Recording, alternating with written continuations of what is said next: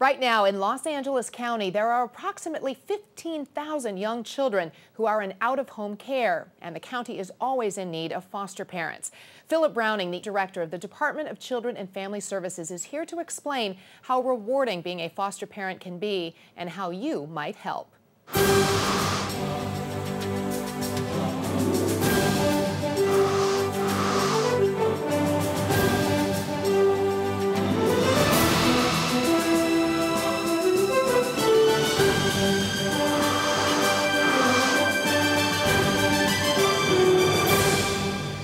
Everyone, welcome to My County, the show that explores programs and services provided to you by the County of Los Angeles. I'm Stacey Galandi. My guest today in studio is Philip Browning, the director of the Department of Children and Family Services. Welcome, Philip. Thanks, Stacey. Glad to be here. Thank you. Well, obviously, DCFS covers a lot of territory, but one of the most important aspects is the foster care aspect of the department. How important is foster care? That is probably the most critical component of our entire department. We have 7,300 social workers and staff whose full-time job is to take care of children, but we need foster parents because foster parents are the backbone of the entire program. And what that means is there are 15,000 children today in Los Angeles County alone who aren't able to live with their parents. So we have to find an alternative placement. And the best placement for any child is a parent. The next best is a foster parent, where we have an individual who can take a child into their home and provide the food and shelter that's so essential. My friend, she was a foster parent and then adopted, and her son's now 15, and it's a great success story. So obviously this is something that's very much needed. Can anybody be a foster parent? Just about anybody can be a foster parent. You can be single, married. You have to fill out some paperwork. You have to go through a background check, but it's a very simple, uncomplicated process, and we need so many foster parents. It's a very rewarding activity. It does take some time. There's some training. There is some training, and there's a payment amount that is a modest amount that helps to cover the food and clothing for the foster parent.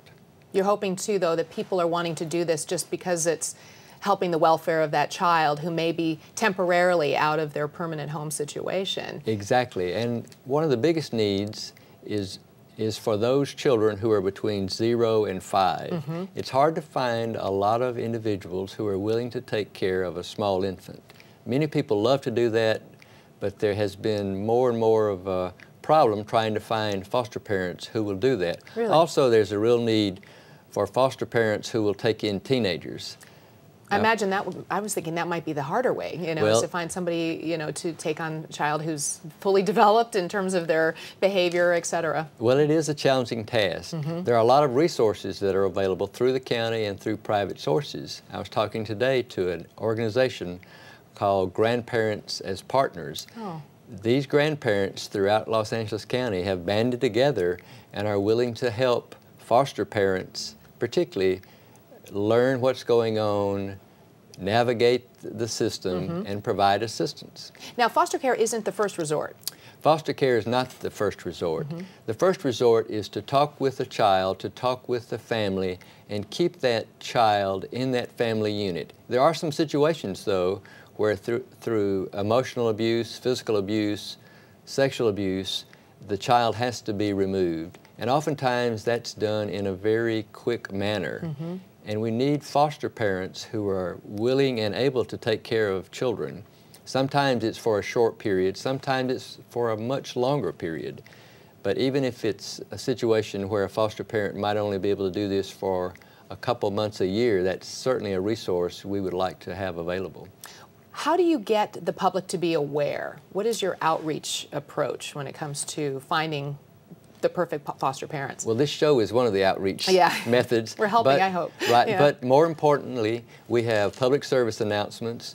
We have foster care recruitment fairs. We have placards sometimes on buses or benches to try to get the word out. We have a website. We have a hotline. We have a lot of different resources. We're developing some videos which we hope will highlight the need.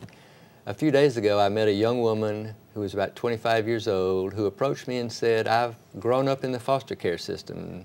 And I said, "Well, what are you doing now?" She said, "I am a Coast Guard helicopter pilot." She said, "I joined the military, they paid for my education, they paid for me to go to school, and now I'm a helicopter pilot." It's a great success story. It's a great success story. How many foster children have moved into permanent adoptive homes? Well, just this last year, we placed about 1,600 children with adoptive parents. So every year, we place between 1,500 and 2,000 children in a permanent, loving home. And so that's one of the great success stories of this department, to be able to move a child from a foster care setting into a permanent adoptive placement. How many, at this point, how many children are waiting to get into an adoptive home? We have 500 children now who are available to be adopted. Now, sometimes there are situations where there might be sibling pairs and we wouldn't want to split them up. There might be older children, but there are 500 children now who are available for adoption. In a perfect world, how many foster parents, or any potential, whether single, married, whatever, how many would you like to see come walk through this door right now to I would help? like to see 500 foster parents walk in the door and say, "We're here to help." I think that's what we're looking for, someone from the community to just come in and say, "We're here to help." What have you heard from foster parents in the past who, after having done this service? Some of them have such great stories. Their children, and they consider them their children, have gone on to schools like Harvard or Yale. They've gone into professions like accounting. Some of them have gone into social work. There are a huge number of success stories about the foster children who have come through the Los Angeles program. And primarily it's been because of the foster parents who have devoted so much of their time, effort, and energy. Do you think it takes a certain type of individual to be a foster parent? I think it does, but I think anyone can come in, we'll talk to you, we'll tell you what the rules are and what the expectations are. I think some people are a little scared, but you really should talk to one of our staff, or more importantly, and we're having a foster care fair in the next couple of months, where foster parents are coming in and they're going to be available to say, "Here's how I did it, you can too." That's great. Testimonial. That's the best way. That's right? the best way. Well, Philip, thank you so much for joining us today and giving us more information on how to be a foster parent. Thank you, Stacey. Thank you. So if you would like more information on how you can be a foster parent, there is the number to call, 1-888-811-1121, and you can go to the website dcfs.lacounty.gov. Now, please join us again right here on My County and learn more about programs and services brought to you by the County of Los Angeles. I'm Stacey Galandi. We'll see you next time.